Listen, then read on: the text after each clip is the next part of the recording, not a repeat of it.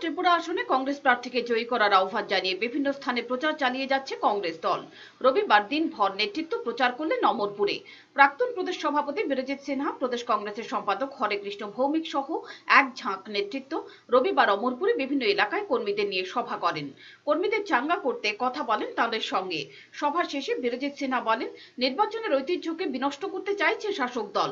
তিনি হুঁশিয়ারি দিয়ে বলেন, কিভাবে নির্বাচন করতে হয় তা আমরাও জানি। ফুসফাস করবে, এটা মোকাবিলা করতে হবে। আমরা তো করি এটা, তারা ফুসফাস করবে। ফুসফাস করলে আমরাও তাবিজ বাই করতে হইব, সাপের যে কামড়াইতে হয় তাবিজ দেখাই দিতে হইব। এটা আমরা রেডি আছি, এটা নিয়ে আমরা।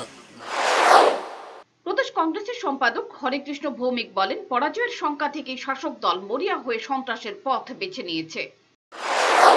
দুর্বল করার জন্য, দুর্বল যেহেতু এর জন্য আক্রমণগুলি করছে। এগুলি যেখানে শাসক দল দুর্বল থাকবে সেখানেই বিরোধীদের উপর আক্রমণ করবে, এটাই আমাদের মেসেজ। সুতরাং কংগ্রেস জিতবে এবার। রাহুল গান্ধীর নেতৃত্বে সরকার হবে দিল্লিতে। রিপোর্ট, চ্যানেল দিন রাত।